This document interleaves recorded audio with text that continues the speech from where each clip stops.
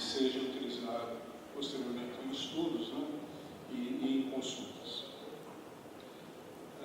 Dando continuidade ao debate que foi da Comissão Nacional da Verdade, hoje nós temos o debate das comissões das universidades estaduais. Nós temos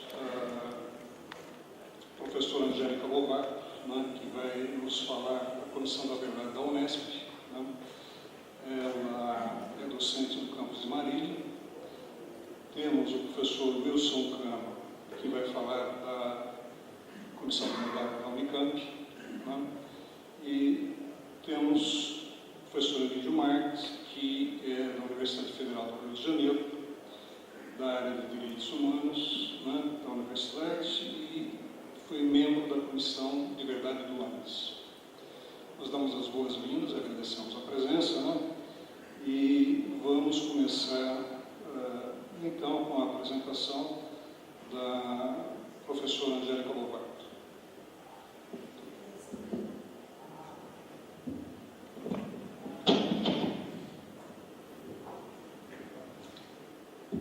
Boa tarde a todas as pessoas presentes.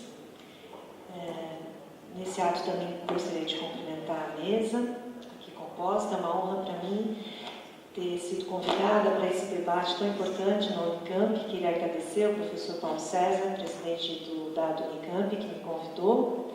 Queria agradecer a mediação aqui do professor Bento, que eu conheci hoje, da professora Cecília, diretora do sindicato, da Rose Coutinho, que invitou todos os esforços para a gente poder estar aqui hoje, e cumprimentar muito efusivamente o professor Wilson Cano.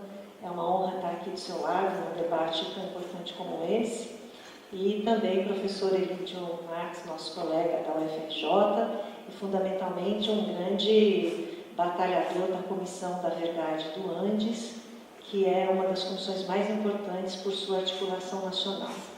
E do público presente, queria muito cumprimentar meu grande colega de trabalho também, de Comissão da Verdade da Unicamp, o professor Caio Navarro de Toledo. Sempre uma honra estar aqui na Unicamp e ver o senhor. Eu, então, sou pesquisadora da Comissão da Verdade da Unesp. Eu vou dizer um pouco de como ela surgiu e em que pé ela está agora, e um pouco da história da Unesp também, que foi criada em 1976, em plena ditadura militar, portanto, dentro deste quadro das 3 universidades estaduais paulistas. No caso da Unesp, ela reuniu diversos institutos isolados, espalhados pelo interior paulista, que já existiam alguns há décadas, como o de Araraquara, que é da década de 20, e outros mais da década de 40, década de 50, década de 60, e a partir da reunião desses institutos isolados, formaram-se os campi da Unesp.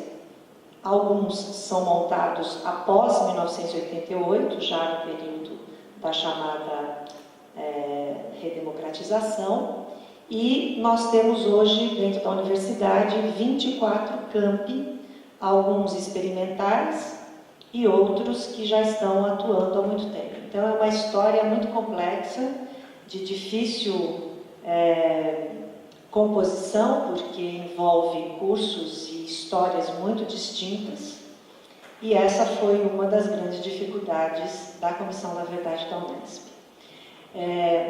Como, também filiada ao meu sindicato, que é o sindicato da Unesp, que tem uma comissão central e as seções sindicais espalhadas por esses 24 campi, nós, pesquisando toda a história da resistência à ditadura na Unesp, percebemos ainda mais e resgatamos a importância da Unesp no combate à ditadura. A resistência à ditadura na Unesp mesmo foi feita por esse setor docente, no sindicato, e, na sequência, também o fortalecimento do sindicato dos servidores técnico-administrativos.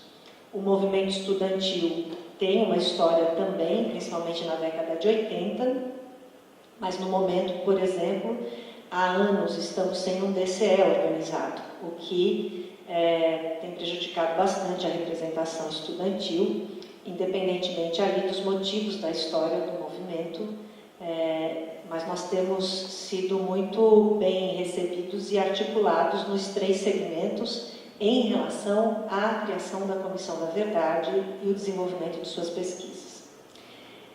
Quem preside a nossa comissão é uma das maiores historiadoras do estado de São Paulo, que é a professora Ana Maria Martinez Correia.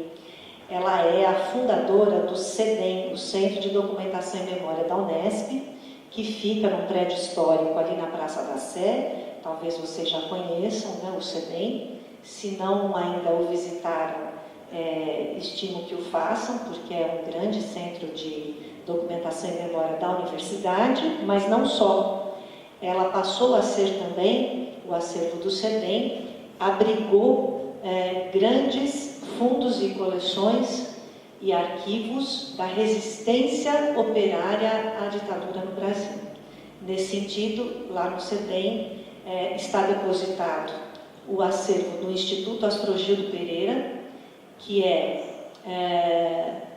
compõe, né, que tem na sua formação o ASMOB, Arquivo del Movimento Histórico Operário Brasiliano, que foi formado na Itália no período da ditadura, como resistência à ditadura.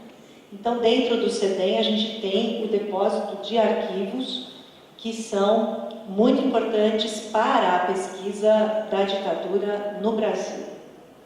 Nesse sentido, a gente recebe pessoas no CEDEM de todas as localidades e algumas coisas são feitas à distância, e pudemos trabalhar junto com a professora Ana Maria Martinez Correia, que já é uma professora aposentada da Unesp, e foi uma honra estar na comissão que está sendo presidida por ela.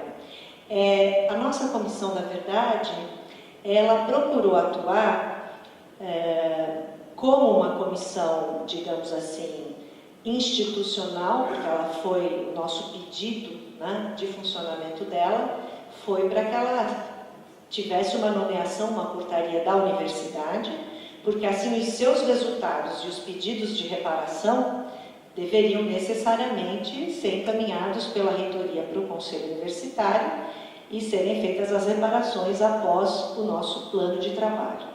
O plano de trabalho que nós apresentamos para a reitoria em janeiro de 2014 foi de 3 anos de trabalho.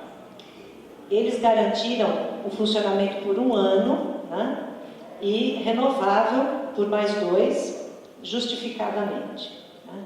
A justificativa não foi difícil, porque com o tamanho da Unesp e o fato de que ainda não tinha havido uma pesquisa específica sobre a herança da ditadura na Unesp, nos fez, e a projeção que a gente procurou dar para a comissão durante esse 1 ano, foi largamente documentada para que a reitoria pudesse renová-la.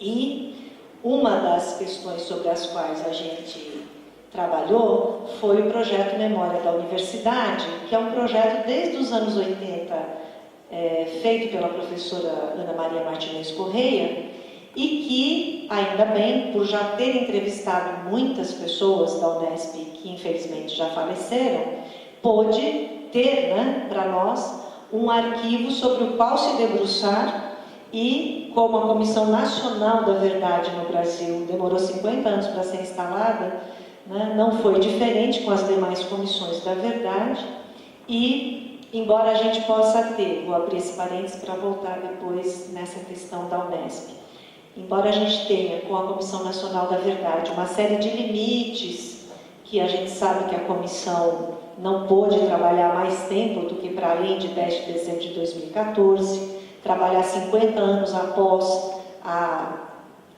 em seguida, né, ao término o chamado término da ditadura, de muitos dos familiares das vítimas terem também feito muitos pedidos que não puderam ser atendidos, a gente entendeu na Unesp, e de uma maneira geral, com o conjunto das comissões da verdade universitárias, que são 22 no Brasil, 22 comissões da verdade universitárias constituídas, nós entendemos que o relatório nacional da CNV, entregue em 10 de dezembro de 2014, ele é um ponto de partida e não um ponto de chegada de tudo aquilo que teve que ser pesquisado. Nesse sentido, nós estamos com uma dificuldade muito grande, aliás, com a negativa explícita do reitor da Unesp, professor Durigan, de que ele não vai renovar a Comissão da Verdade da Unesp. Está justificado, está entregue o relatório inicial de 1 ano, né? Durante esse 1 ano, a Unesp foi protagonista, junto com a UFRJ, o colega Elídio, junto com a Federal do Espírito Santo e com a UNB, Universidade Nacional de Brasília, na formação de uma rede nacional de comissões da verdade universitárias, essas 22 congregadas, e ao mesmo tempo que essa formação da rede foi importante, e a Unesp foi uma das protagonistas, e a gente formou esse quarteto de coordenação, também nós, como Comissão da Verdade da Unesp, não ficamos apenas no nível institucional das universidades, mas fizemos questão e dedicamos praticamente 80% do nosso tempo a estarmos articulados com o ANDES, o nosso sindicato nacional, daí, né, a nossa procura e a nossa ligação com a Comissão da Verdade do ANDES, do qual o professor Elídio está aqui hoje representando, que fez um excelente trabalho em 1 ano apenas e continuará trabalhando, como, aliás, todas as 22 comissões da verdade precisam continuar trabalhando. E também a Comissão da Verdade da Unesp, cuja presença de pesquisadores foi de 10 pesquisadores nomeados como uma comissão central, mas nós articulamos nas 24 unidades da Unesp um conjunto de 103 pesquisadores com comissões locais formadas. É uma loucura articular 24 unidades espalhadas pelo tamanho do estado de São Paulo. E isso fez com que a gente tivesse uma força muito grande. E também foi 1 ano da nossa grande greve aqui de 4 meses das 3 universidades estaduais paulistas, né? E, embora a gente saiba dos percalços, né, dessa greve e da grande vitória que nós obtivemos, saímos do 0% para, né, o ganho efetivo do que nós estávamos pedindo, só que 4 meses depois, então tudo que não podia, depois pôde, né? Nós, ao longo do ano, participamos das reuniões que a Comissão da Verdade do ANDES fez nas regionais. Então, nós participamos em todo o Brasil, Regional Norte e Centro-Oeste, em Belém, né, Elídio, estivemos lá. Depois participamos da Regional Nordeste, em Fortaleza, e depois a nossa Regional Sudeste, no Rio de Janeiro. Tudo isso e o fato de que a Comissão da Verdade da Unesp passou a levantar, de fato, em 4 frentes, que eu já vou dizer quais são, a história da Unesp, né, fez com que, e não é nenhum segredo, as dificuldades que nós temos com a atual reitoria da nossa universidade, porque foi essa universidade que presidiu o CRUESP no ano passado, o Conselho de Reitores das Universidades, em plena greve, né? Hoje ela está sendo presidida pelo reitor da USP e nesse exato momento está sendo reunido no vão do MASP, lá na Paulista, uma manifestação de professores, de servidores e de alunos que vão descer a rua Itapeva até a sede do CRUESP e fazer uma manifestação para o início da nossa campanha salarial. Então, nós estamos com um problema muito grande na LDO, né, de dar sempre no mínimo 9, alguma coisa de percentual para a gente, para a nossa autonomia universitária. Foi substituída uma pequena palavra e agora está se dizendo no máximo, ou seja, pode ser 0. E a nossa autonomia universitária conquistada desde tantas décadas seria perdida. Então, nós, na Comissão da Verdade da Unesp, com isso tudo eu estou querendo dizer que a gente não vê uma Comissão da Verdade sobre a ditadura, sobre o período ditatorial, como algo no passado que fez uma função e que esgotou-se no passado. Pelo contrário. E as dificuldades que o CRUESP teve no ano passado sendo presidido pela Unesp, né, e lógico, pela USP também, pelo reitor daqui, foram, dentro da Unesp, um fator a mais que nos fez sentir o sabor da não democracia nos momentos mais duros da luta, porque nós tivemos, em todas as manifestações específicas nossas em frente à reitoria da Unesp, a presença da polícia militar fortemente armada e no CRUESP também. O que eu quero dizer aqui nós atuamos em 4 frentes importantíssimas. Começamos a apenas levantar o início daquilo que são os perseguidos da Unesp, os demitidos, aqueles que prestaram concurso e não puderam assumir, como Maurício Trachtenberg, em 1968, que é o nome lindo desse auditório, né, que logo que eu cheguei, eu fiquei muito feliz de ver, né? E que podia ter sido nosso professor, então, na Universidade Estadual Paulista. E com tudo aquilo que a gente se organizou ao longo, inclusive, do ano de 2013 e 2014,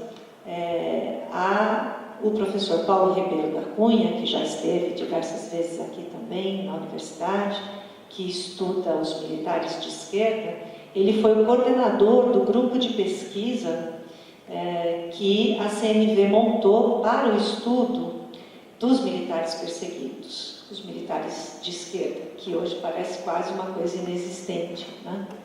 Mas, naquele momento, eles foram o setor mais reprimido proporcionalmente, selvagemente torturado, com técnicas muito mais terríveis do que as também terríveis técnicas para todo o restante da esquerda presa naquele momento, todos os batalhadores, né, contra a ditadura.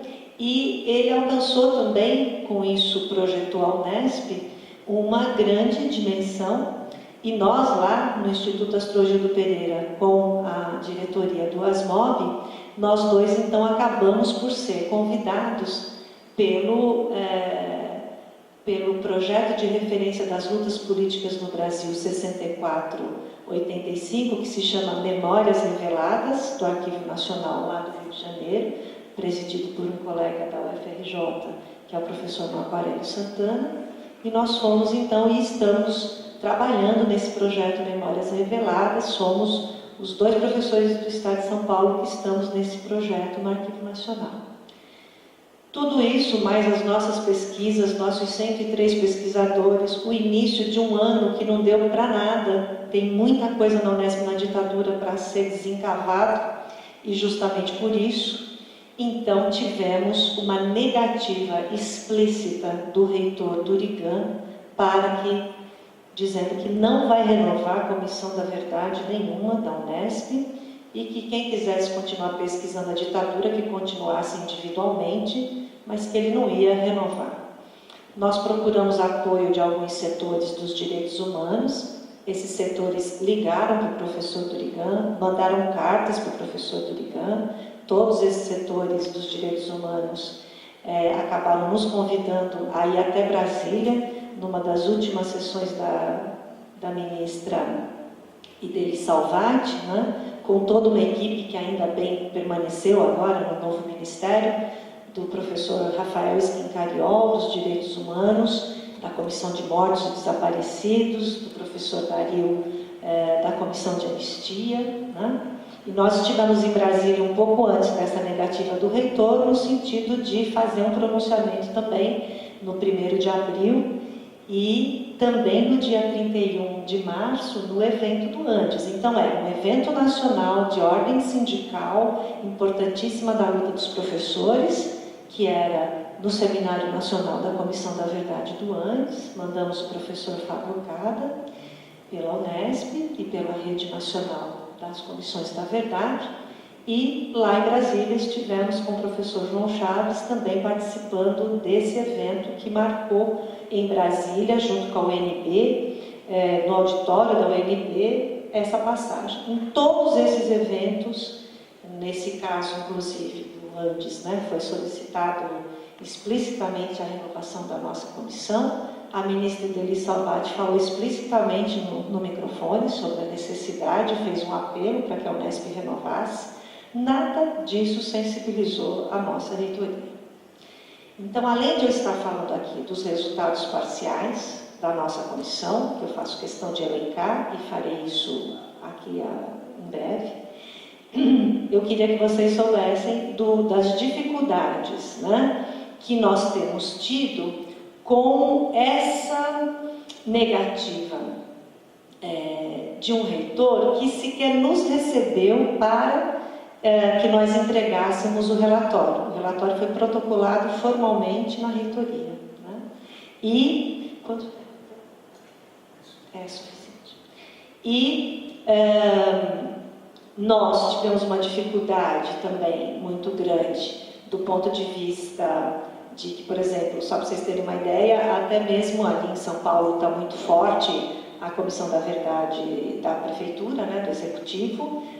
O professor Durigan recebeu um telefonema do próprio Suplicy, né, e disse para o Suplicy: não, eu vou renovar assim. Não, imagina, tudo bem. E depois, né, manifestou oficialmente que, mesmo com telefonemas de quaisquer pessoas que fossem, ou de quaisquer manifestações de locais que cuidam dos direitos humanos, ele não ia renovar a Comissão da Verdade da Unesp. O que nós fizemos então? Nós estamos continuando o trabalho, independentemente de uma renovação institucional, e faremos, né, a critério, inclusive, daquilo que o ANDI sempre nos incentivou, e sempre na nossa comissão institucional a gente tinha a presença de muitos membros também, pesquisadores, né, sindicalizados, porque nós temos uma quantidade de sindicalização de docentes na Unesp muito forte. Então, a última plenária do nosso sindicato deflagrou, formou e fará um grandíssimo ato de instalação, ao qual eu convido todos vocês aqui presentes, em torno de daqui 40 dias, a instalação da Comissão da Verdade da Unesp pela seção sindical da Unesp. Eu acho que isso é a nossa grande vitória. Então, nós tentamos, nós fomos, nós negociamos, e não foi possível. Isso todas as 22 comissões da verdade nacionais, com raras exceções, renovaram seus trabalhos, vão trabalhar por 3 anos, justificaram sua condição de trabalho e continuaram. Então, nossa ligação não poderia ser diferente. O papel dos sindicatos no combate à ditadura é muito forte, né? Nós somos um sindicato combativo dentro da Unesp, somos pesquisadores, doutores, com carreira acadêmica, com toda essa pompa que se tenta, né, muitas vezes tirar dos nossos colegas sindicalistas, que por vezes, né, para poder fazer a luta sindical para todos, perdem oportunidades acadêmicas. Nós estamos lá a duras penas, com pessoas históricas batalhando por isso, e levando, né, essa discussão que conversávamos um pouco antes com o professor Wilson, ali, antes de entrarmos, desse produtivismo acadêmico, né, desenfreado, sem a condição em contrapartida, né, de tudo que é necessário. E mais, né, nós temos um movimento que começou em São Paulo, a partir de um estímulo da Comissão Federal de Mortos e Desaparecidos, pelo trabalho do deputado Adriano Diogo, que na sequência agora vai ser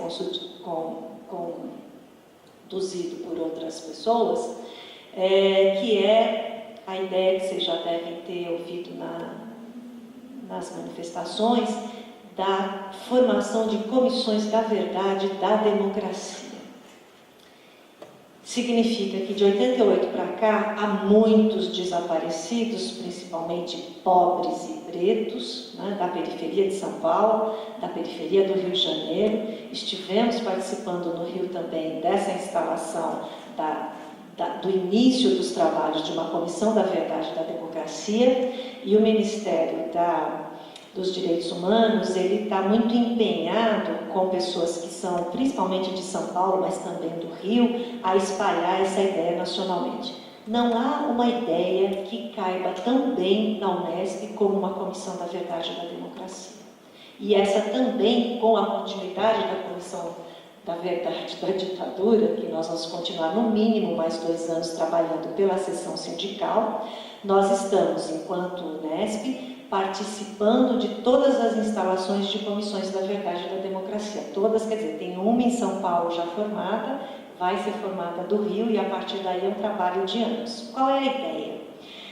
É apurar que, na continuidade daquilo que foi chamado processo de redemocratização, você continuou tendo, né, repressão e, o que é pior, como qualificação de crime comum e não crime político, que impede ainda mais, já impedia no crime político, mas impede ainda mais, né, que você denuncie como uma criminalização dos movimentos sociais. Na Unesp, em plena ainda vigência, né, da Comissão da Verdade Institucional, nós tivemos um movimento discente que no ano de 2013 ocupou a reitoria por alguns dias e que no momento da desocupação, né, teve uma presença da Polícia Militar, onde a Polícia Militar depredou o local onde eles estavam e não os estudantes, mas toda a culpa foi jogada neles. Resumindo, em dezembro do ano passado, 95 estudantes de vários campi da Unesp foram suspensos por 60 dias, perdendo bolsas, matrículas e tudo que vocês possam imaginar. 2 desses 95 alunos provaram no processo de sindicância que não estavam na Unesp naquele momento, não estavam dentro, estão condenados até hoje. Logicamente que teve que se mobilizar juridicamente e estão sendo ganhas a maioria das liminares a favor desses estudantes. Mas até aí, né, morreu Neves, ou seja, nós temos um conjunto de alunos muito prejudicado academicamente.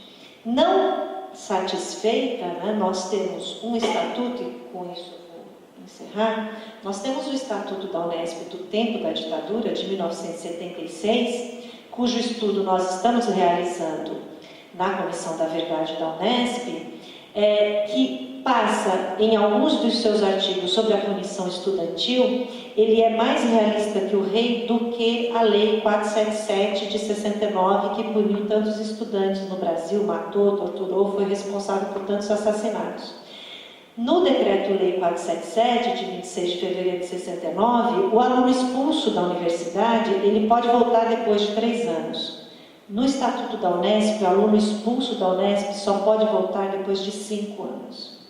E esse é um mero exemplo que eu estou dando. Nós produziremos agora, com a Comissão da Verdade da Unesp, né, um conjunto de cartilhas e de documentos, explicitações de relatórios que conterão, né, essa necessidade da reformulação do Estatuto autocrático, eu nem digo autoritário, né, que é um conceito, inclusive, que às vezes é mal utilizado, mas autocrático, explicitamente autocrático da Unesp. E os nossos segmentos estão se mobilizando para que isso, né, tenha modificações na Unesp. Não é possível ficar com um regimento assim. Por quê? Porque 17 estudantes de Araraquara foram expulsos da Unesp em janeiro deste ano, recorreram. E na semana passada nós tivemos um conselho universitário que o máximo que conseguiu foi transformar a expulsão dos 17 estudantes pelo regimento de Araraquara, que não passa pela congregação e vai direto para um ato do reitor. Veja o nível de antidemocrático desse estatuto. E conseguimos no CO simplesmente transformar em suspensão, não expulsão, de 180 dias, ou seja, perde-se um ano letivo inteiro. Concomitantemente a isso, e como último exemplo, professor Bento, só para finalizar, tivemos também uma denúncia anônima contra 13 professores e uma servidora da Unesp de Presidente Prudente, feita por um mecanismo do Estatuto da Unesp que permite, e do servidor público, infelizmente, né, a gente pode até entender por onde isso passava, mas na Unesp foi completamente desvirtuado, que admite denúncia anônima contra professores e servidores. Essa denúncia anônima era assim: este professor não dá aula e fica dando voltas pelo pátio. Assinado, Maria, defensora da Unesp. Né? E cada uma de coisas mais absurdas ainda dos outros 13 professores. Esse processo de sindicância sindicava esses 13, a reclamação contra esses 13 professores da Maria, defensora da Unesp, era justamente o comando de greve dos 13 professores de Presidente Prudente do ano passado, né? Também conseguimos reverter no CO, o processo está arquivado pelo absurdo da denúncia anônima, mas se não tivéssemos nos mobilizado, então essa é a comissão da verdade, né, digamos assim, da democracia da Unesp, do período pós-88, e, finalizando mesmo, a comissão da verdade da Unesp, né, trabalhou sobre 4 pontos que agora precisam continuar. Nós precisamos do apoio da Unicamp, da Unicamp, nós precisamos do apoio de todas as comissões, né, que estão ligadas ao Andes. Temos um trabalho muito importante com o Andes, estivemos no Congresso 7 dias do Andes em fevereiro, né? Estamos fazendo todo o possível para articular essa luta nacionalmente, principalmente aqui na Regional Sudeste. E os 4 pontos, então, que a nossa comissão se debruçou e que quer continuar são os seguintes: esse trabalho Memória da Universidade, que desde os anos 80 entrevista professores, já entrevistou o professor Caio Navarro de Toledo, que tem uma passagem muito importante, né, pela Unesp de Assis, e que fez aquele grande trabalho sobre o ISEB, que é referência nacional e internacional, sobre o ISEB como uma fábrica de ideologias. Nós já temos, então, várias entrevistas nessa direção. Nós também participamos de todas as reuniões da Comissão Nacional da Verdade ano passado, que foram 4, numa delas, que foi a terceira, em 6 de junho, no IFIX da UFRJ, fundamos a Rede Nacional de Comissões da Verdade Universitária. O professor Paulo Cunha, neste grupo de militares perseguidos, né, foi a nossa ponte para que eu e ele estivéssemos, então, no projeto Memórias Reveladas, que continuará nacionalmente pesquisando a ditadura no Brasil. E nós temos também internacionalmente a Comissão da Verdade da Unesp, tem a articulação de uma pessoa que não é nosso professor, mas é o presidente do Instituto Astrogildo Pereira, que está depositado no CEDEM, que é José Luiz Del Roio. Ele foi da luta armada no Brasil, ele é uma figura excepcional, um historiador sem a Universidade de História, mas que foi deputado do Parlamento Europeu, e ele, então, nos colocou em contato com Argentina, Uruguai e Chile, e internacionalmente, então, a Comissão da Verdade tem contato com essas 3 universidades. Enfim, nós queremos também muito mudar o nome da nossa universidade, que é a Universidade Estadual Paulista Júlio de Mesquita Filho, né? E a professora Ana Maria Martins Correia, que é uma lady, uma senhora absolutamente erudita da história da Unesp, ela, com toda a sua calma acadêmica e intelectual, ela realizou um relatório agora, pegando todos os editoriais do Estado de São Paulo, mostrando qual era a posição dos Mesquita a respeito da ditadura em São Paulo e na Unesp. E com base nisso, né, talvez venha daí, talvez do nosso trabalho, humildemente eu diria isso, veio essa negativa tão explícita do reitor em não continuar os nossos trabalhos, o que é uma posição estranha à democracia. A gente não esperava isso de uma reitoria da Unesp. Em momento de democracia, por que não renovar uma comissão da verdade que está pesquisando a história da Unesp, que precisa ser explicitada? É incompreensível para nós. Ou é compreensível dentro de um quadro lamentável, né, de falta de liberdade de pesquisa, de falta de liberdade política e de um estatuto repressor na Unesp, que com certeza nossos 3 segmentos vão se organizar, vão fazer uma estatuante, uma assembleia universitária e vão mudar. Obrigada pelo apoio de todos vocês.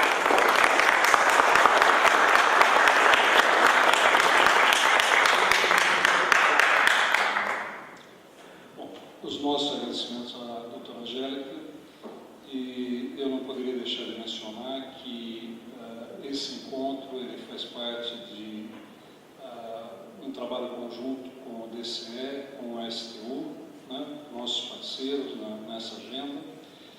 E a proposta para hoje é que cada debatedor faça uma apresentação por volta de 20 minutos, um pouco mais, né, não muito além disso, para dar chance de termos aí umas 2 rodadas de perguntas. Né? E nós temos essa limitação, porque também às 2 horas o professor Wilson Campos tem compromisso, vai nos deixar, né? Alguém me avisou, né? E eu queria passar então direto a palavra ao professor Wilson Campos.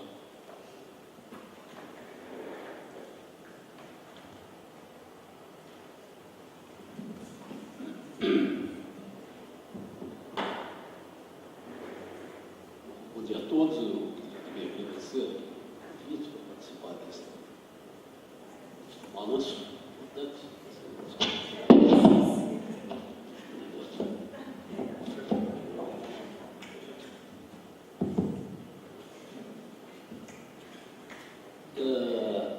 A nossa história aqui, evidentemente, é muito menos triste e muito menos preocupante do que os fatos relatados pela nossa colega. O professor Caio Toledo, nosso colega do Fisch, ele criou uma expressão de que, aspas, a Unicamp não foi uma ilha. Foi muito feliz essa expressão, eu acredito, e a rigor nem poderia ter sido uma ilha, porque se tivesse sido uma ilha, ou seja, absolutamente isolada de qualquer efeito, ação, perseguição, enfim, ela já teria sido objeto de alguma tese internacional, de uma pesquisa profunda, porque seria uma coisa espantosa caso tivesse sido uma ilha. Então, é claro que aqui a Comissão da Verdade apurou uma série de fatos, de relatos, e cujo balanço eu poderia resumidamente dizer o seguinte: nós pudemos registrar 14 depoimentos, dos quais apenas 3 os fatos se deveram a fatos internos da Unicamp. Os demais 11, na verdade, são fatos exteriores.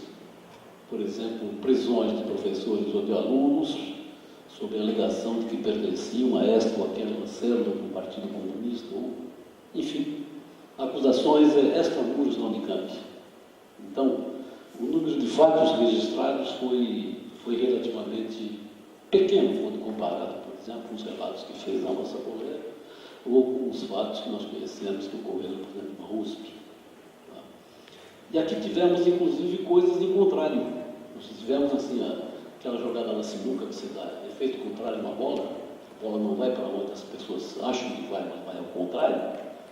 Nós tivemos aqui a admissão de 5 alunos expulsos do ITA, e que o reitor Zeferino Vaz ali acolheu esses alunos. Um fato surpreendente dentro disso que estamos aqui discutindo. Os depoimentos estão todos registrados, acredito que agora estejam inclusive online, os vídeos também, tenho a impressão, pelo menos era a nossa, ainda não, mas a nossa intenção é que todos eles, o mais rápido possível, estarão à disposição do público, online, e onde poderão, portanto, ser resolvidos. E desses 3 fatos é bom relatar também o seguinte, para que se perceba uma diferença nada sutil da Unicamp. Os 3 fatos internos não foram uma criação e uma decisão unilateral do então reitor. Um deles na Faculdade de Educação foi produto de uma decisão do diretor da Faculdade de Educação e da sua congregação, que apoiou a punição, enfim, a demissão de um determinado docente. Mesmo na medicina, onde se deu o fato mais conhecido, o fato mais amplo, talvez o mais duro em termos de intervenção dentro de um centro acadêmico, se deu também, em grande medida, por obra e graça de um dos professores titulares da Faculdade de Medicina, que era um grande perseguidor de coisas progressistas, de esquerda, etc. Não estou com isso querendo absolutamente inocentar a pessoa do reitor de Figueiredo Duarte de maneira alguma, mas apenas colocar as coisas nos devidos lugares. Ele, como muitos cidadãos do mundo, era uma pessoa que, obviamente, tinha lá as suas contradições. Era contraditório. Ele foi um revolucionário, ou se quiserem chamar de golpista, de primeira hora, no golpe de 64. Achou que estava fazendo uma determinada coisa, ganhou com isso a reitoria da Universidade de Brasília, mas não foram necessárias mais do que umas poucas semanas para ele perceber onde é que ele tinha se metido. Os próprios militares impediram os efetivos, na verdade, de fazer coisas que ele queria fazer em Brasília. Ele foi sabotado pelos próprios militares, foi obrigado a deixar a Universidade de Brasília, e ele ganha a Unicamp como um prêmio de consolação do governador Adhemar de Barros. Ele era um ademarista convicto e militante, e o Adhemar de Barros, então, você vai ser o reitor interino da futura Universidade Estadual de Campinas. Só que o Zefirino pegou isso não como um prêmio de consolação, mas pegou isso daí como uma missão, uma realização de uma vontade, um sonho, sei lá o quê. Ele já havia criado outras instituições de ensino superior na Universidade de São Paulo, a exemplo não só da Faculdade de Medicina de Ribeirão Preto, mas de outras escolas também. E ele, diabo, que ele resolveu montar uma universidade para valer. Então, a Unicamp vai ter uma característica surpreendente nos anos 60. Primeiro, que ela vem do quase nada, porque o que existia até então era apenas um embrião de uma futura faculdade de medicina. Ele cria uma universidade do nada, e a formação dessa universidade foi muito peculiar. O seu corpo docente era amplo, a maioria dele era jovem. Boa parte dele tinha as cabeças abertas e estava vivenciando aqueles episódios, o processo da ditadura, e, portanto, também sentiu na carne, junto às famílias, junto a vizinhos, enfim, a parentes, o que estava sendo a ditadura. Então, a Unicamp vai ter um início de vida surpreendentemente diferente das demais. A USP não. A USP já era, então, uma universidade, uma escola fundada há 30 e tantos anos atrás, consolidada em parte da elite paulista. Tinha lá uma ou duas células, principalmente dentro da Faculdade de Filosofia, Letras e Ciências Humanas, que se destacavam pelo progressismo, ou mesmo até pelo marxismo em alguns dos seus segmentos. Era, portanto, uma escola muito mais tradicional, né? A Unesp é um pouco isso, porque a Unesp, na verdade, ela não vem do nada, ela vem da reunião, né, e da formalização dessa reunião de uma série de faculdades que estavam espalhadas pelo Estado de São Paulo. Portanto, de coisas já consolidadas há muito tempo, muitas décadas. E talvez por isso mesmo que a ilha ali foi uma ilha muito mais devassada, muito mais devassada. A comissão teve não só um pleno apoio da reitoria, de todos os seus membros, como teve também um apoio material da reitoria. Nós tivemos acesso a todos os arquivos, nada foi dificultado para nós, nada foi impedido, nada foi escondido, pelo contrário. Tivemos também um apoio, tivemos até a dilatação no prazo de vigência da comissão, mas dado que o volume de trabalho que se nos apresentou foi um volume modesto, como eu acabei de relatar, a comissão, digamos assim, não entendeu que precisaria continuar a partir de um certo momento. Ela encerrava o seu trabalho porque entendeu que o seu trabalho era um trabalho de restauração histórica, de montagem de um arquivo, da coordenação de uma série de fatos que pudessem servir, então, para que terceiros, depois da conclusão desse trabalho, examinassem, venham examinar, é o nosso desejo, o conjunto desses materiais, desses arquivos, e daí tirar conclusões ou pensar em novas diretrizes e novas ideias. A comissão, no seu relatório final, ela construiu 8 pontos chamados de recomendações, que eu vou muito rapidamente mencioná-los, e que estão constantes no seu relatório final, já aprovado e que está sendo, neste momento, impresso. É isso, Caio? Está sendo impresso. Primeiro é que a Unicamp promova um ato de desagravo em homenagem a todos aqueles que, de alguma maneira, sofreram violências físicas e morais durante a ditadura militar.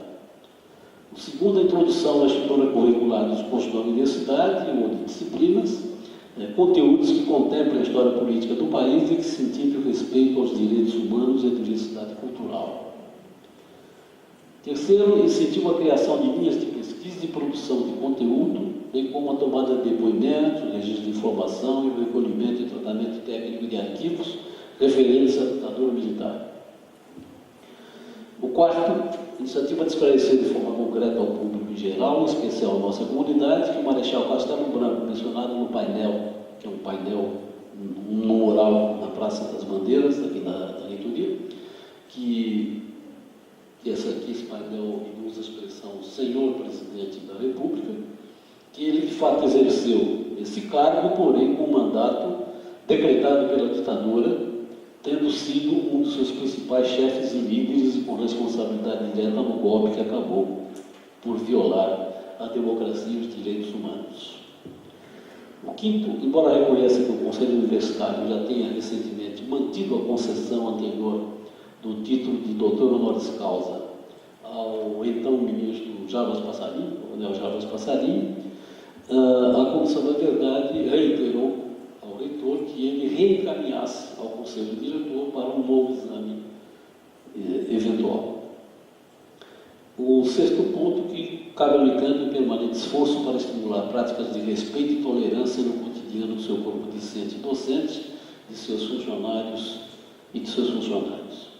O ponto sétimo, que sejam revogados os dispositivos disciplinares autoritários, caso de regimentos e estatutos, ou não do período da ditadura militar ainda vigentes nas regras atuais.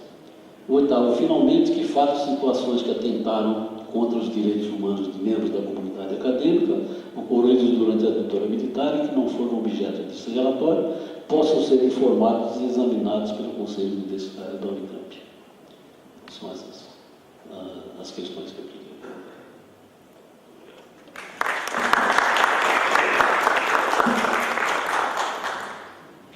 Agradecendo ao professor Wilson pela apresentação, passo a palavra, então, ao professor Emílio Marques para relatar as atividades, as conclusões da Comissão da Verdade do ANDES.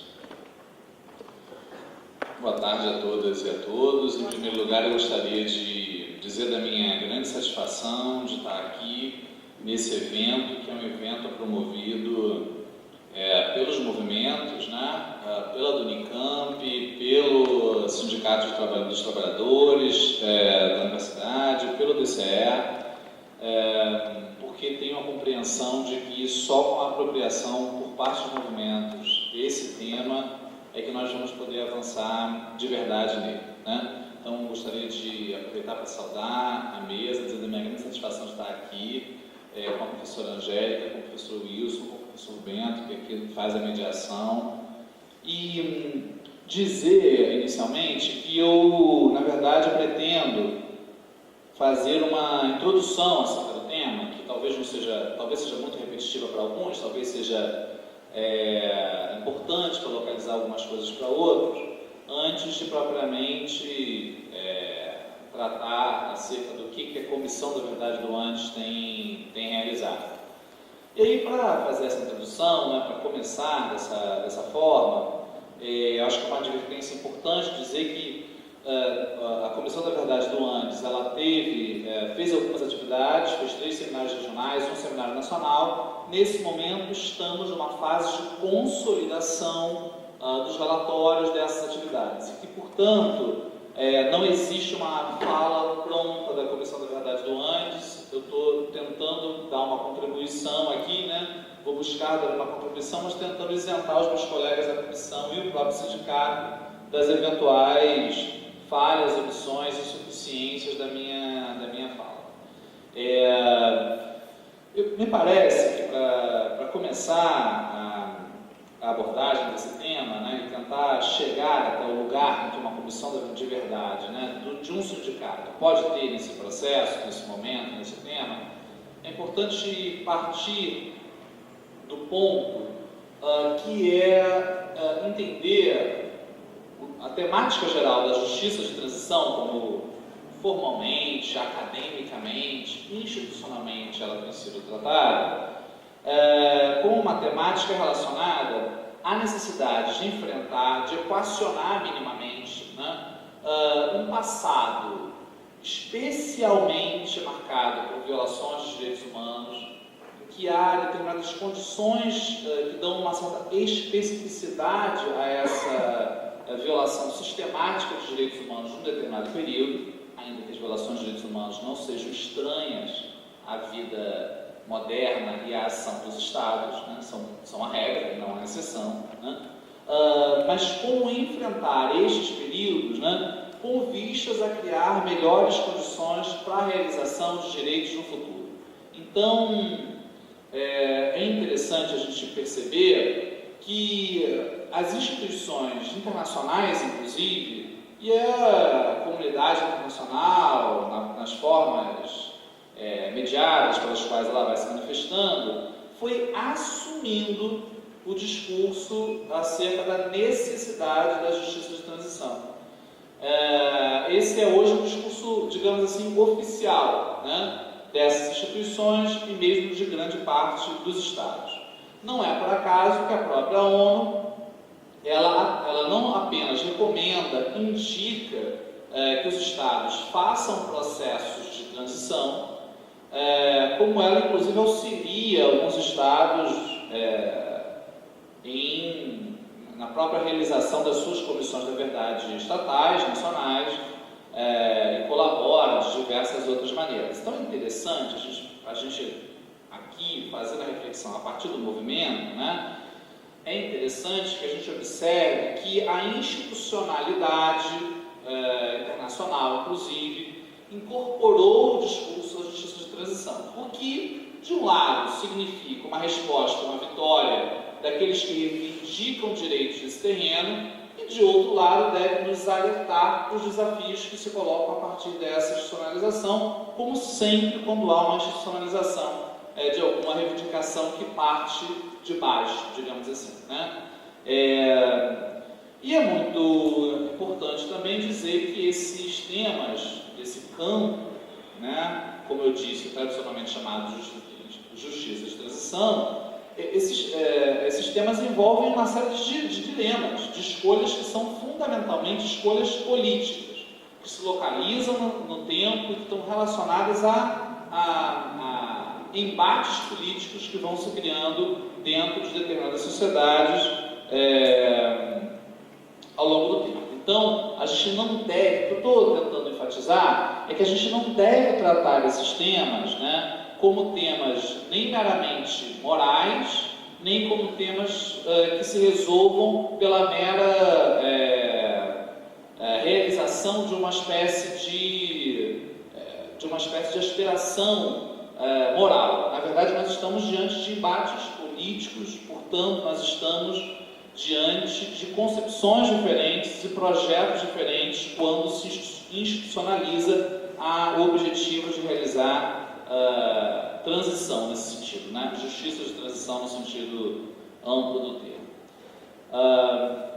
Então, exemplos dessa institucionalização, além da própria atuação da ONU, né, eu mencionaria que nesse atual, né, recente e ainda em curso, projeto de processo de negociação de paz na nossa vizinha Colômbia, né, tem reflexos geopolíticos bastante importantes para a região, para nós, inclusive, para a Amazônia, enfim.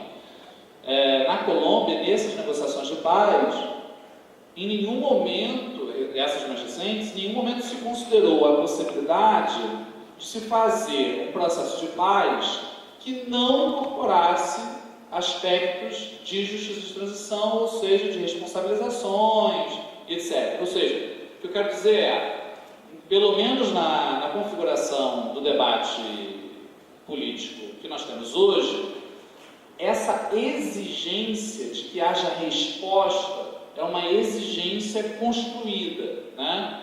Ainda que em termos gerais, a ideia de que você não tem paz sem algum nível de resposta às graves situações de violações de direitos humanos do passado, no caso do Estado colombiano, todos sabem, a Colômbia é recordista em condenações na Corte Interamericana de Direitos Humanos por inúmeras violações cometidas pelas suas Forças Armadas e pelas forças paramilitares, que também são responsabilidade do Estado, né? Aquelas que foram incentivadas pelo Estado para combater a insurgência armada. Então, na verdade, o que eu estou demarcando não se pensa mais naquele modelo da grande pedra sobre o passado, aquele modelo da anistia como esquecimento, que passou, vamos daqui em diante, né? Isso não vige mais nesse momento esse modelo. Porque esse modelo da grande pedra sobre o passado, ele é um fracasso retumbante. Ele é um fracasso retumbante, obviamente, do ponto de vista dos que assumem a perspectiva que nós assumimos, né, como sindicatos, como movimentos, né, como representantes dos interesses dos trabalhadores, mas ele é um fracasso retumbante reconhecível até mesmo por parte dos setores conservadores, que não conseguiram levar adiante reestabilizações sem dar algum nível de resposta à evidência da excepcionalidade dos períodos anteriores. Eu mencionei agora há pouco o exemplo da Colômbia, só fazer uma pequena observação, que a Colômbia não teve uma ditadura no sentido formal, mas ela teve uma grande aliança, um grande pacto, né, político formado a partir do início dos anos 60, sob o qual violações gravíssimas dos direitos humanos se desenrolaram. Então, só para dizer que a transição, ela também se exige, já há precedentes, digamos assim, de que a transição ela possa ser uma exigência não apenas para quando houve ditaduras no sentido formal, ditaduras que são quase que, né, obviamente reconhecidas como tal. Bom, acho importante também dizer que quando a gente fala em transição, em justiça de transição, a gente não está falando apenas num aspecto. A gente já conversava um pouco antes do início dessa atividade, e me parece que quando se fala nesse tema no Brasil, sobre ditadura, sobre violações de direitos humanos, sobre o que é preciso fazer, o que aconteceu, se conseguiu avançar um pequeno degrau. Existe um reconhecimento social, me parece, né? Os jovens que nos chegam como alunos, né? Me parece que há um reconhecimento social de que houve uma ditadura, de que ela violou direitos, né? De que a ditadura torturou, que isso é uma coisa errada, né? E isso de alguma forma está em alguns livros, isso de alguma forma está numa certa consciência social construída. Bom, então o que nós estamos fazendo, né? Me parece que a nossa tarefa a partir disso é indicar que esse foi um primeiro passo conquistado, né, pela mobilização de movimentos familiares, né, que foram os primeiros a levantar a bandeira sobre esse tipo de tema, e parece que é preciso reconhecer que isso é muito pouco. Por que é muito pouco? Porque quando a gente fala nessa transição, nesse sentido, a gente não está falando de um mero formalismo, a gente não está falando de um mero reconhecimento do aspecto imoral daquelas violações.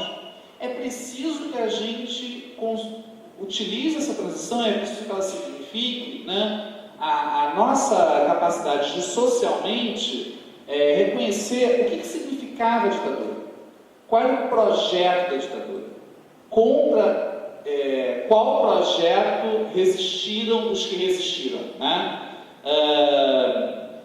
para que a gente possa politizar esse debate e avançar nesse debate, né? E aí, né, quando se fala em transição, há várias maneiras de dizer isso, né, mas aquilo que está presente entre os autores que estudam o tema, né, eu sintetizaria essa transição na necessidade dos 5 R's, né? É uma proposta minha de síntese para isso, né? O reconhecimento, a restituição, a reparação, a responsabilização e a reconfiguração, né? O que seria o reconhecimento? Né? O reconhecimento formal, o Estado reconhecer que violou direitos, né? É incorporar no discurso público que houve essa violação de direitos, é incorporar no discurso público, né? O erro do Estado, os erros do Estado naquele período, o caráter a ser repudiado, né, dos atos do Estado naquele período. São pedidos de desculpas, né, por parte do Estado e das instituições estatais, né. Ainda aguardamos que as nossas Forças Armadas apresentem o seu pedido de desculpas ao Brasil, né. Nesse reconhecimento também estão as políticas de memória, né? Então, quando a gente coloca uma placa, quando a gente faz um monumento, quando a gente troca um nome, eu chegando aqui soube da troca do nome de uma avenida aqui próxima, né? Que eu acho que são vitórias simbólicas, mas são vitórias importantes também. Quando a gente batiza um auditório, né, com um nome, né, de alguém vinculado ao processo, né, de luta pela democracia real e não a ditadura, a gente está fazendo política de memória. Então, política de memória que é feita pelo Estado, é uma exigência ser feita pelo Estado, mas que também pode ser feita por nós nas nossas ações, nos nossos movimentos, né?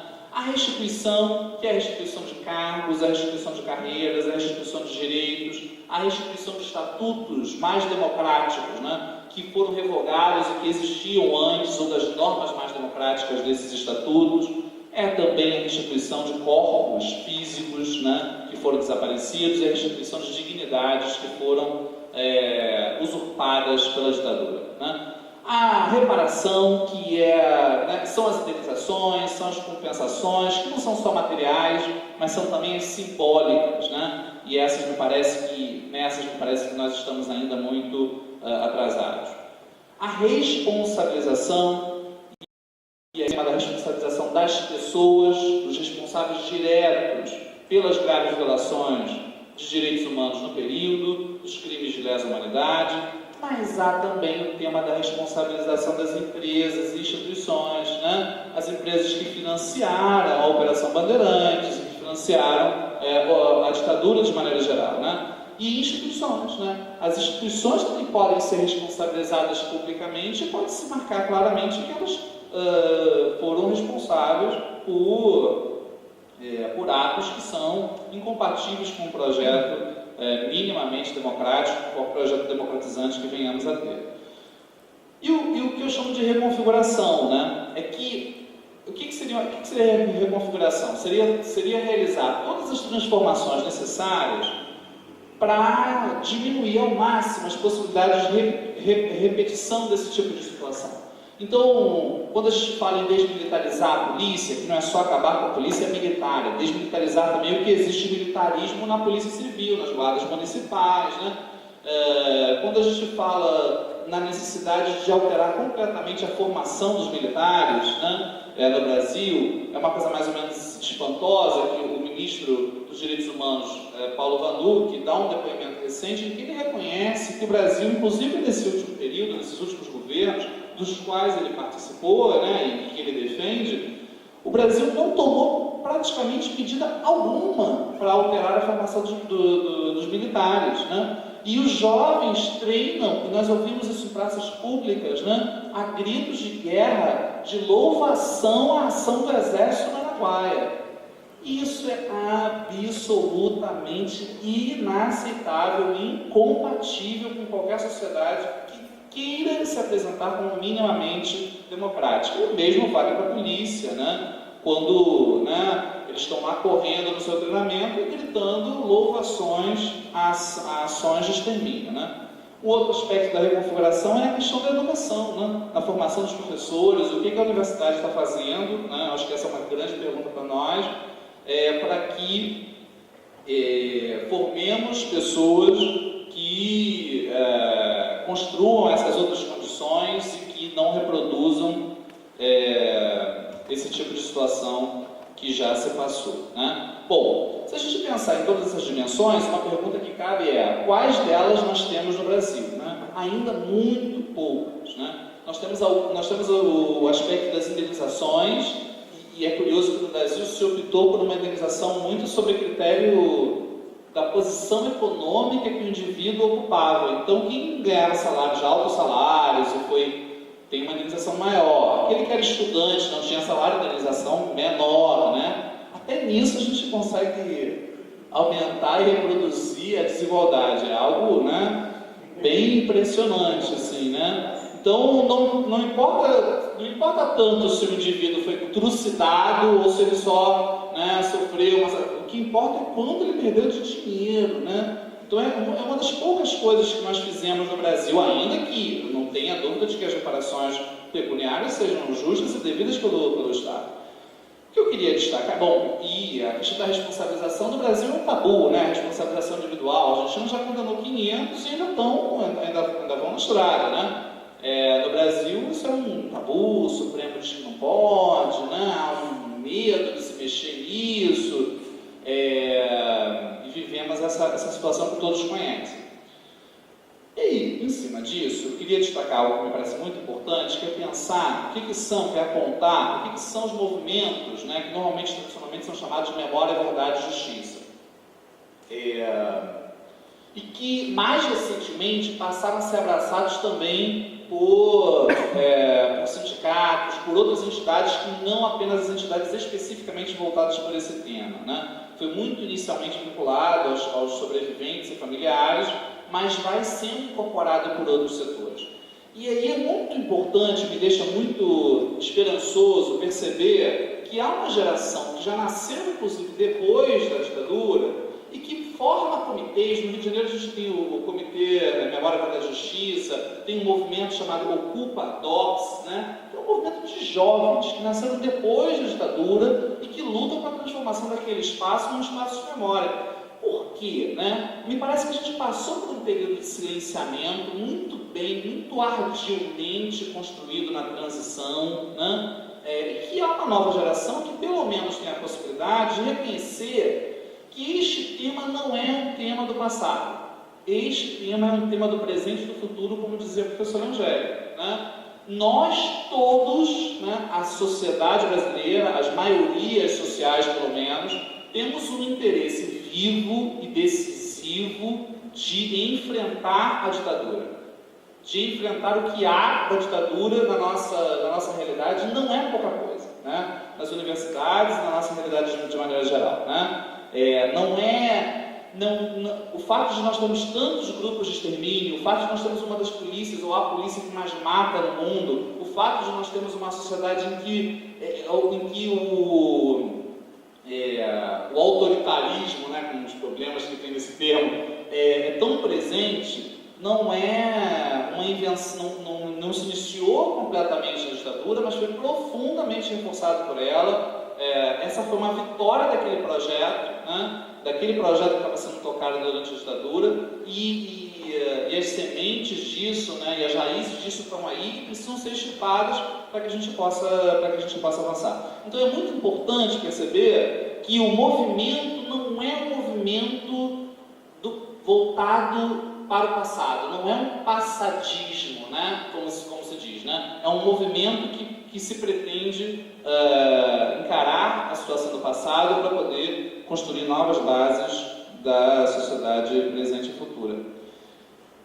E nisso, eu queria destacar, e me parece muito importante também, que venham sendo criadas nos últimos anos essas comissões da verdade, com todas as grandes dificuldades que elas enfrentam, né? Há muitas limitações, a nossa Comissão da Verdade do antes se depara com dificuldades, a própria mobilização da categoria para que, né, respondam, para que participem disso. A gente enfrenta uma série de dificuldades, mas é importante reconhecer que a criação dessas comissões, que não são as estatais, que não são as institucionais formalmente, que são comissões sindicais, que são comissões formadas a partir do movimento, elas dizem, elas atendem ou tentam atender, são um pequeno passo para tentar atender, uma necessidade que é a necessidade de uma interferência autônoma, classista no processo. A memória é um processo de disputa.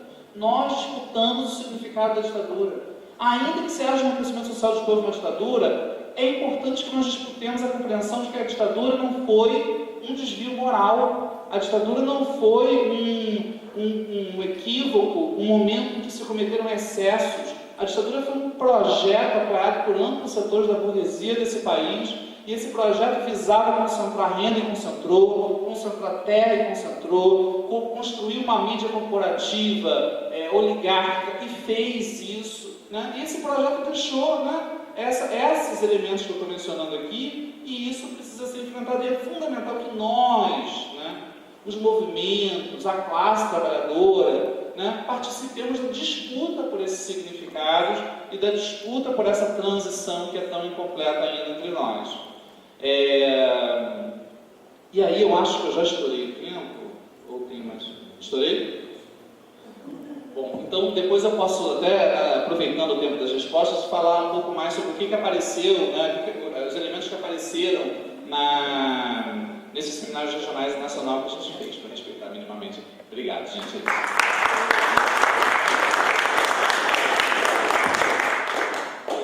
Eu agradeço o Elídio pela apresentação. Espero que tenha condições de apresentar aí os pontos importantes aí que você selecionou. E eu gostaria só de acrescentar um negócio, um ponto sobre a sua colocação, que eu achei muito boa, a abordagem de que isso é um processo, né? Isso foi um projeto, né, em reação a uma situação, mas um projeto que não é um projeto só nacional, né? É um projeto com ramificações externas pesadas e que nada se modificou, né? E que nós sempre estamos sujeitos novamente a cair nesse tipo da roda, né? Nessa mesma roda. E muito importante a questão de se preparar para o futuro para que isso não mais aconteça. Importantes as declarações, importante, né, essa visão do passado, esse conhecimento, essa preservação, mas tão ou mais importante é construir as condições para que isso não volte a acontecer. Que a universidade, na formação dos seus alunos, na construção, né, das suas instituições, na sua atuação na sociedade, ela realmente torna os valores da democracia, os valores democráticos, a pedra angular de suas ações, né? Então, preparar os nossos profissionais. Saindo daqui, nós estamos preparando gente desde lá o início, né? Milhares de alunos, milhares de profissionais que vão atuar na sociedade, vão ter um impacto enorme, que eles levem essa visão da democracia, né? De conhecimento do que passou e que isso não volte a acontecer. Bom, isso é uma pequena colocação que está dentro das recomendações, né, da Corte Interamericana de Justiça, que é essa criação do futuro, né? Bom, eu queria perguntar aos apresentadores se tem algum ponto que foi abordado, que eles gostariam, né, que foi abordado por um outro apresentador, que eles gostariam de comentar antes da gente abrir para a pergunta, ou já podemos abrir perguntas? Podemos abrir perguntas? Professor Itamar, vou pedir que sejam feitas questões sobre os temas apresentados, né? E temos então o Zago, vamos começar então pelo professor Itamar. Desculpa, professor Caio.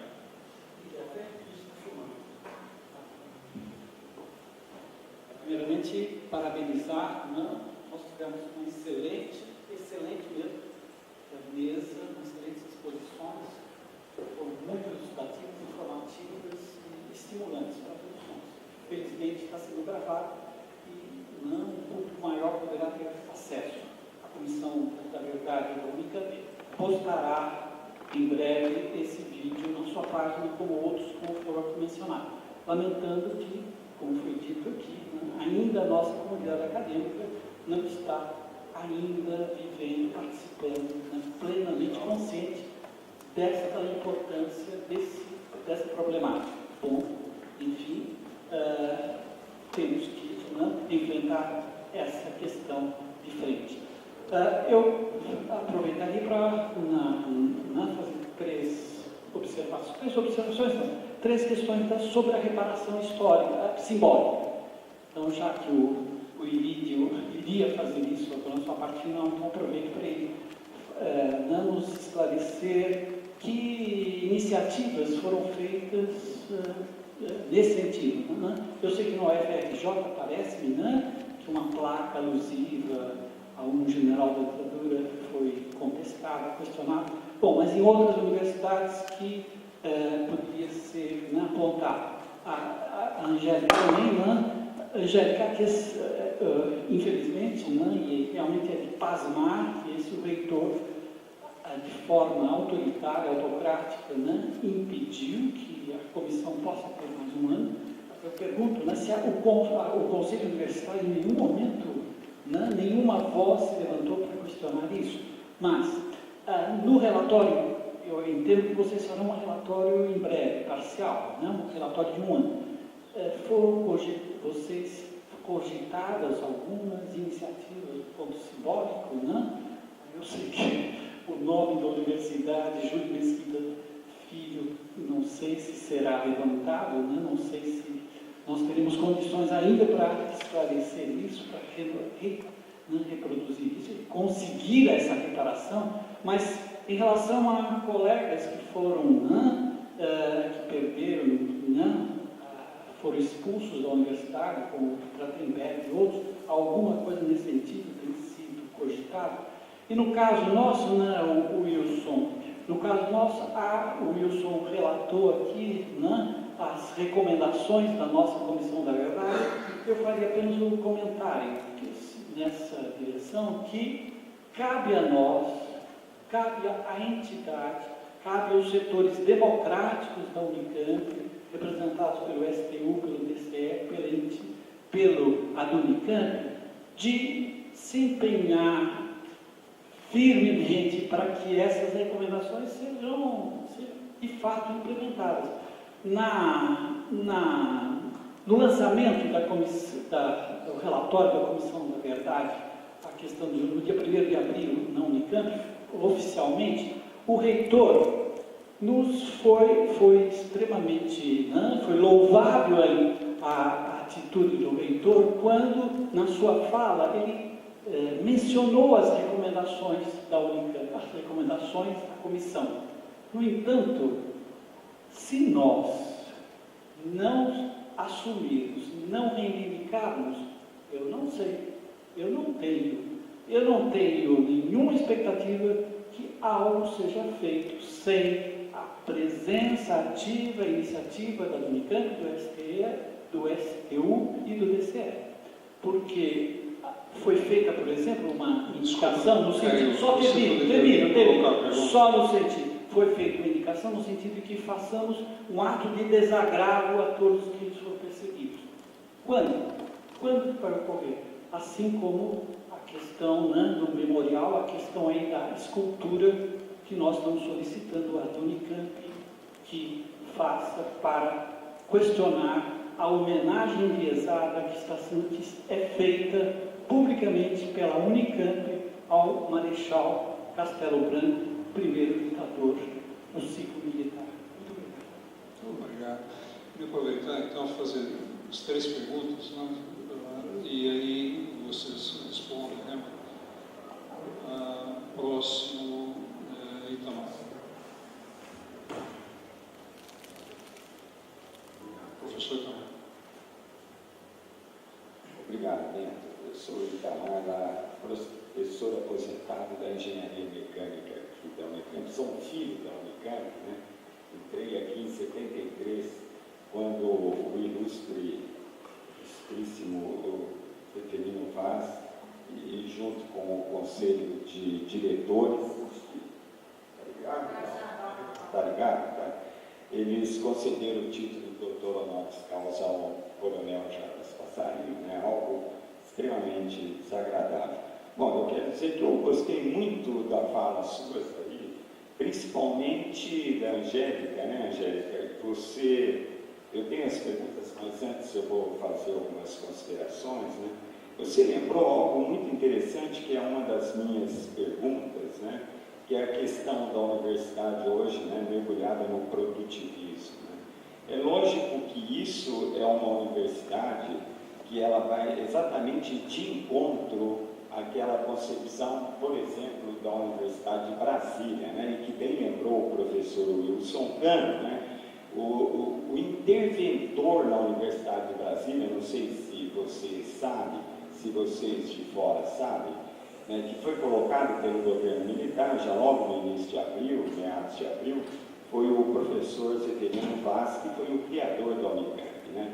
Então, de certa forma, ele se credenciou lá na Universidade de Brasília para poder criar aqui a Universidade de Campinas, que eu acredito tem sido uma universidade modelo para a sociedade brasileira, que eu vivi aqui, nasci aqui, me aposentei aqui e tive a oportunidade de ver que a universidade, que a Unicamp tem alguns setores que são um tanto quanto esquizofrênicos, né? E que o próprio mural que homenageia o Zeferino Vaz aqui na Unicamp, lá no pátio da reitoria, coloca o professor Zeferino Vaz de costas, e que, na minha opinião, seria de costas para a sociedade brasileira, porque, infelizmente, a Unicamp, o professor Wilson Cano elogiou muito, mas eu acredito que aqui deveriam valer, e aí vale uma pergunta, que é a seguinte, né? Então, das recomendações da Comissão Anísio Teixeira de Memória e Verdade, da UNB, uma refere-se ao professor Zeferino Vaz. Por que não adotá-la aqui na Unicamp? Lembrando que a Comissão Nacional da Verdade recomenda a revisão de títulos e de homenagens daqueles que contribuíram direta ou indiretamente para as violações dos direitos humanos. E aí eu queria agora aproveitar, né, e dizer o seguinte, que é... Então, mas você fez a pergunta, nós temos um eu vou problema fazer a segunda pergunta. Eu vou te pedir para deixar para a segunda rodada, então, pode ser, eu te agradeço. Professor Zara.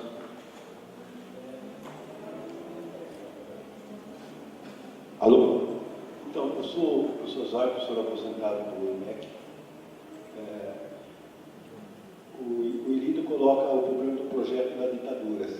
Seguramente o projeto da ditadura é interromper o processo que estava embrionário de independência de classe trabalhadora brasileira, uma primeira constituição da primeira efetiva sindical que foi a CGT.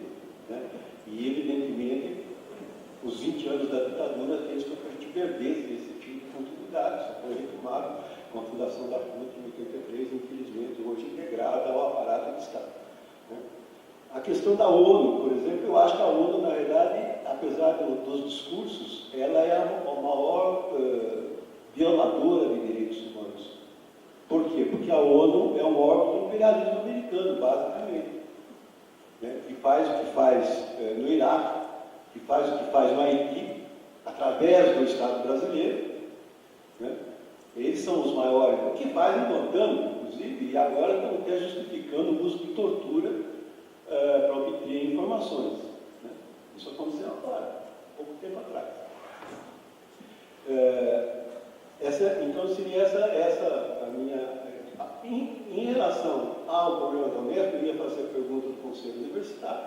Evidentemente, as nossas universidades não têm estrutura democrática. Né? Os estatutos são da época da ditadura e teve alguma recalchutagem, mas a essência da estrutura delas, né? Da estrutura de poder e do seu aspecto disciplinar, etc., ainda da ditadura. E aqui na Unicamp a gente tem um projeto de revisão dos estatutos da universidade, que retira um ou outro ponto, muito pouco do aspecto disciplinar, principalmente em relação aos estudantes, coloca alguma coisa de reconhecimento da diversidade, eu acho que é um avanço, reconhecer, né, as questões de opressão de cor de pele, de opção sexual, etc., eu acho que isso é um avanço, Mas ela retrocede nos princípios da universidade. Ela substitui uma frase do antigo estatuto dos princípios da universidade, que é muito genérico, né? Mas não tinha efetividade, por 5 parágrafos que coloca como princípios da universidade o empreendedorismo, a inovação e o desenvolvimento sustentável. Coisa, ideologia pura. Né? E o empreendedorismo, nós tivemos um ótimo exemplo agora com uma notícia que saiu no Correio Popular de uma empresa júnior da Unicamp que alugava o CNPJ. Né? Alugava o CNPJ, fazia contratos com pessoas que pagavam, usavam o CNPJ da empresa júnior para fazer trabalho individual, vender serviços individualmente. Se quer empreendedorismo, ótimo, estão chegando ao fim do empreendedorismo. Esse empreendedorismo que, na realidade, aqui dentro da universidade já modifica o ético acadêmico, a ética acadêmica, como os casos aí que a gente está vendo de plágios, etc. Então é isso, acho que a nossa luta é para o futuro, é para a reparação. Eu acho que tem que ter reparação também dos escravos, dos descendentes de escravos que vieram do Brasil. Reparação não só financeira, mas estrutural, reparação dos povos originários, que também foram massacrados, né? E reparação de quem sofreu também danos com a ditadura militar. Né? E o futuro, a gente vai fazer o máximo possível para evitar recaídas da ditadura, mas isso é a luta de classes que vai decidir. Muito obrigado. Queria abrir para a mesa responder. Por favor, quem quiser começar. Pode ser.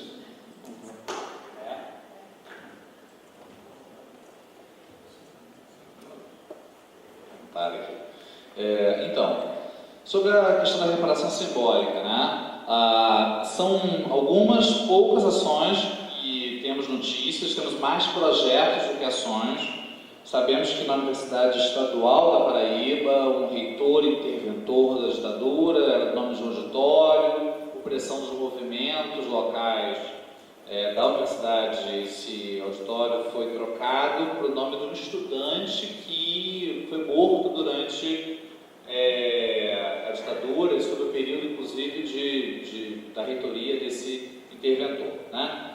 Na UFRJ, nós temos o maior espaço da universidade, que é o ginásio, batizado de Garças Azul Médici. Isso é uma situação antipedagógica, né, por excelência. Então, a seção sindical, ela está empenhada na troca desse nome. Do mesmo modo, nós temos o título de doutor honoris causa concedido ao mesmo Médici, e há já apresentado pela seção sindical uma proposta de retirar esse título. Não é apenas eles, há outras figuras correlatas que às vezes passam, né, ao largo, que também receberam honoris causa. Eu defendo que, por exemplo, há um honoris causa ao ditador de Portugal, Oliveira Salazar, no âmbito das boas relações que as ditaduras obviamente tinham e no apoio que a ditadura brasileira chegou a dar aos processos de colonização, de massacre na África. Então, na verdade, eu defendo que esse honoris causa também, né, vá junto, de preferência. E penso que uma boa medida seria entregar esse honoris causa a pessoas que resistiram à ditadura. Eu acho que quando a gente fala dessas medidas simbólicas, a gente tem que pensar bem, porque me parece que não basta simplesmente tirar e sumir aquilo. Eu não quero que a gente esqueça que a UFRJ um dia deu honoris causa ao Médici. Eu quero que a gente retire o honoris causa em razão do que ele significa para a história desse país, né? E que fique marcado nos registros e para a nossa história que um dia esse título foi concedido. A mesma coisa tem a ver com a placa que tem lá para o Castelo Branco, né? É isso. Essas trocas, elas têm que ficar marcadas de alguma forma. Acho que a gente tem que pensar a maneira de fazer isso. No Seminário Nacional nosso, ao final do seminário, nós lemos o nome de algumas dezenas de 50, talvez, professores da Universidade Federal do Rio Grande do Sul, que sediavam o seminário, e aplaudimos de pé esses nomes. Eles foram demitidos durante o processo da ditadura, durante a ditadura, né? Então, são pequenos atos que eu penso que nós temos que fortalecer muito mais. Sobre a questão da ONU, o tipo de enfrentamento que a ONU patrocina sobre o tema das drogas, por exemplo, né, já matou mais gente, talvez, do que a própria ONU tenha conseguido salvar nas suas ações humanitárias. Então, na verdade, eu não vou fazer nenhuma defesa da ONU. O que eu tentei dizer foi que, quando a própria institucionalidade internacional fala de justiça de transição, nós temos que ter a atenção de que o nosso projeto de transição tem que ser mais avançado do que isso. Não pode ser algo que caiba nesse desenho, né? Porque a gente tem que enfrentar o risco, para terminar com isso, nessa vez. A gente tem que enfrentar um risco que é sempre o risco de que o conservadorismo se esconda na transição. Né? Então, quando a gente reduz a ditadura a um desvio moral, a gente está deixando o conservadorismo estrutural, né, ficar escondido ali. A gente tem que tirá-lo daí, né, e conseguir fazer uma transição que possa ser um impulso para avançar muito mais nos projetos de uma sociedade emancipada, e não apenas ficar nesse renendo, nesse pedido de desculpa superficial. Muito obrigado, professor Wilson. Eu desconhecia também esse fato do uso do CNPJ. Isso é um caso de corrupção. Ou seja, é um caso de polícia e da Receita Federal. Não um caso para ser examinado pela estrutura acadêmica. A questão do seja um passarinho aqui, ou seja, não o Salazar, mas o outro. Não, de Portugal. Ele recebeu honoris causa pela USP. É o Craveiro Lopes. Craveiro Lopes. No caso da USP, não sei, aqui, eu quase que apostaria que isso foi moeda de troca. Se preferiram usar a moeda de troca, usou várias. Ele tinha aqui, inclusive, uma meia dúzia de professores que lecionavam uma disciplina de estudos de problemas brasileiros, imposta pela ditadura, e eram, acho que todos, ou quase todos, eram agentes do SNI aposentados. Só que tem o seguinte, esses agentes do SNI aposentados, que todo mundo sabia que eles eram agentes do SNI aposentados, ninguém vinha me dizer que não sabiam, que sabiam, tá? Eles tiveram seus contratos de trabalho aprovados pelas respectivas congregações. Não foi o Zeverino que, meia-noite, atrás da porta, assinou os contratos. Ele deve ter mandado para as congregações, para os diretores, e pedido para eles chancelarem. As congregações aceitaram. Estou dizendo isso porque é preciso a gente ter claramente a consciência das nossas responsabilidades em órgãos coletivos dos quais nós participamos. Tá? Temos que ter consciência disso. É só uma observação que eu tinha que fazer. Bom, professor Caio Navarro, né, impossível esconder minha admiração por ele aqui, pela história que ele tem na Unicamp e nesse campo, né, nosso progressista tão importante, como universidade presente na Rede Nacional de Comissões da Verdade Universitária. Acompanhei muito pelo nosso mailing da rede as manifestações da Comissão da Verdade da Unicamp sobre essa revisão do título e da homenagem ao Jacques Sassarino, né, que o professor Itamar, prazer em conhecê-lo aqui hoje, também colocou. E a gente sabe que foi por pouco, né? Que foi assim uma coisa absolutamente. Nós fizemos, a CV da Unesp fez uma moção, né? Para que isso pudesse acontecer aqui. Então eu acho que toda essa junção de esforços para que a gente faça marcas de memória, como disse o Lídio, né? E como o professor Caio tem sido batalhador, a professora Lígia que presidia, né? Todo o conjunto de professores que participou, eu acho que a gente precisa continuar pedindo que o Conselho Universitário da Unicamp retire esse título. Não sei de que maneira a gente pode se articular estrategicamente. Eu penso muito em estratégia e tática, no mínimo dentro do Estado de São Paulo, das 3 estaduais paulistas, e na nossa rede nacional, e no Andes, e na nossa batalha sindical, né? E nesse sentido, antes de terminar de responder ao professor Caio e ao professor Itamar, eu queria também dizer, né, professor Zago, o senhor não me conhece pessoalmente, a gente nunca conversou, mas do imenso respeito que eu tenho há muito tempo pela sua vivência sindical, sua presença no Andes, a sua importância para a nossa categoria, né? Estive lá no seu curso no Andes, naquele dia sobre a história do Andes. E aí é muito prazeroso ouvi-lo aqui dizer que, apesar de toda essa luta da gente dentro da universidade, e com isso também respondo ao professor Itamar, há uma coisa que só a luta de classes vai decidir no âmbito mais amplo da sociedade. Mas lembrando, né, aquela frase importante para alguns autores que a gente aqui tem valorizado, que a luta ideológica é um importantíssimo momento da luta de classes, né? Eu acho que é isso que a gente tenta fazer na universidade, no sindicato de trabalhadores e com as nossas atuações para muito além daquilo que é a universidade e o produtivismo, né? Se a gente tinha, né, antigamente uma possibilidade de fazer um doutorado em 8 anos, a gente fazia realmente uma tese.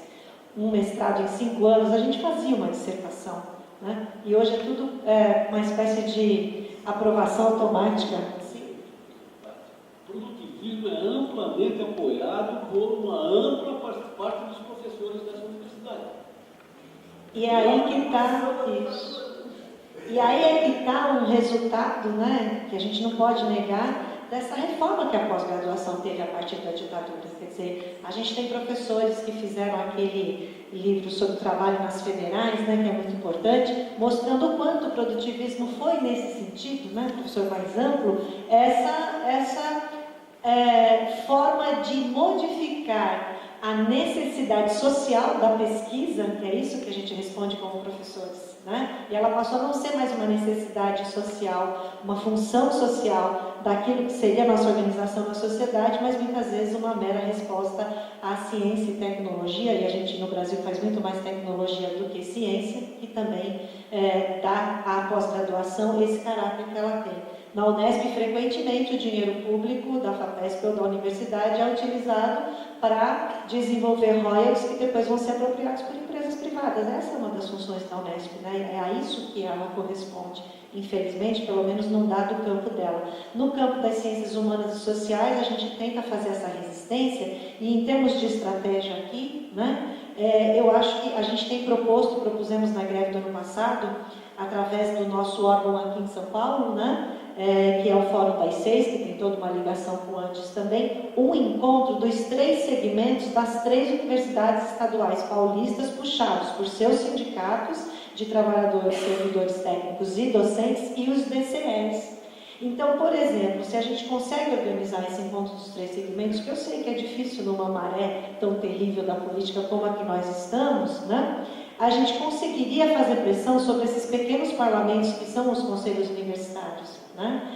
Eu me lembro muito bem como é que o Lula se saía em determinadas vezes, né, quando não havia uma contestação da sociedade, ele dizia: me contestem, se organizem que eu mudo, mas se não houver nenhuma contestação, eu estou aqui na presidência e vou fazer aquilo que me pressionarem, né? É um pouco isso. Sem a nossa mobilização estudantil, docente e de funcionários, a gente não vai mexer nesses conselhos universitários que a gente tem na Unesp e na Unicamp, e que são esses parlamentos, né, e na USP, e foi nesse sentido que a gente não teve nenhum apoio no nosso parlamento ali.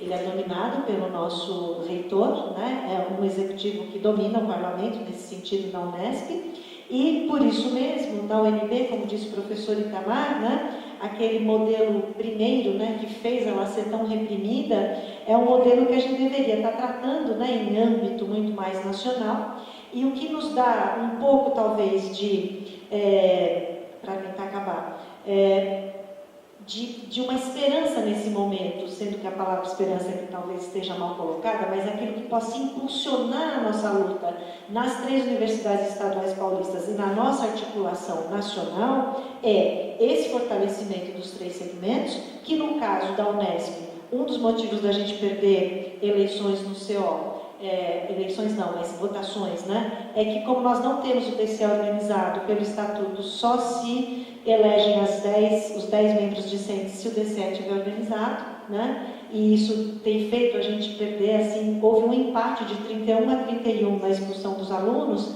que com os 10 votos discentes teria vencido, nem teria ocorrido, né, um pedido de expulsão.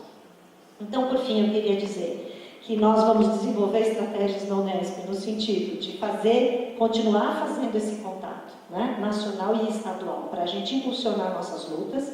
É muito importante dizer a vocês que esta grande professora doutora Ana Maria Martinez Corrêa, que é a maior historiadora da ditadura na Unesp, né? Ela, por seu compromisso não só acadêmico como sindical, ela aceitou continuar presidindo a Comissão da Verdade da Unesp, da seção sindical. Isso é um tapa com luvas de pelica em muitos setores conservadores da Unesp, né? Nós estamos também com resultados de um projeto que acabou ficando também mal finalizado, no sentido de que poderia ter continuado, que vocês devem ter ouvido falar, que é o projeto Tenho Algo a Dizer, que foi organizado pelo CEDEM e pelo Observatório de Educação e Direitos Humanos de Bauru, da nossa unidade, mas que a gente também pretende retomar. E também acho que deu uma força, né, Elidio, às comissões estaduais da verdade, a partir de uma articulação da professora Rosa Cardoso, e que articulou, foi uma das professoras, né, na verdade advogada, da CNV, uma rede nacional de comissões estaduais da verdade que existe, que vai se articular com a nossa rede nacional de comissões universitárias e que, por sua vez, a gente jamais vai deixar de se articular como antes em âmbito nacional. Eu acho que tudo isso acaba nos fazendo alguma esperança. E só para finalizar, para parabenizar vocês da Unicamp por tudo, eu queria dizer uma coisa bem especial sobre o professor Lalo Minto, né, que eu não percebi na minha fala que estava aqui. Vocês estão recebendo aqui na Unicamp este excelente professor que nós perdemos lá na Unesp, que é um jovem professor e que com certeza vai trazer a vocês assim, um campo muito importante aqui na Unicamp. Parabéns por terem recebido esse professor. Ele acabou de sair dele. Mas, por favor, manifestem a ele. Gente, parabéns, foi um prazer estar aqui. Sim. Lalo Minto. Lalo W. Minto. O professor que estava sentado ali é uma grande figura na área da educação, formado aqui na Unicamp, foi nosso professor na Unesp e agora a casa torna, né? E eu me sinto muito à vontade aqui na Unicamp, com todos os professores aqui presentes, com a admiração que eu tenho por todos esses grandes quadros que a Unicamp produziu, sonhando que a Unesp possa um dia ter um dado progressismo maior, como a Unicamp conseguiu construir, apesar de sabermos que toda universidade é um campo do conservadorismo no Brasil. Mas a gente está resistindo bem, todos nós. Obrigada. Agradecemos a professora Angélica, num certo sentido, ela já fez um wrap-up, né? Ela acabou fazendo o fechamento, né? O projeto era uma outra rodada de perguntas, nós já estamos por volta de 2h10, né? O professor Sulcano precisa sair, então eu tenho uma proposta. Queria ver se o professor Sulcano, o professor Lídio, tem alguma coisa a acrescentar, né? Querem fazer alguma conclusão final de encerramento, e proponho aqueles que não fizeram pergunta, que têm perguntas adicionais, agora, né? Procurem e conversem diretamente com os apresentadores à hora que se encerrar. Professor Sulcano, alguma coisa a colocar? Bom, a do Unicamp e o STU e o DCE agradecem a presença de vocês, excelente apresentação, agradece a presença de todos que estiveram aqui, aqueles que nos assistiram pela internet, né? E se mantém no compromisso de continuar com esse debate, né? Esse é um debate permanente. A construção da democracia é a coisa mais importante da universidade. Tudo mais é fazer. Certo? Esse é o valor principal. Muito obrigado. Até a próxima.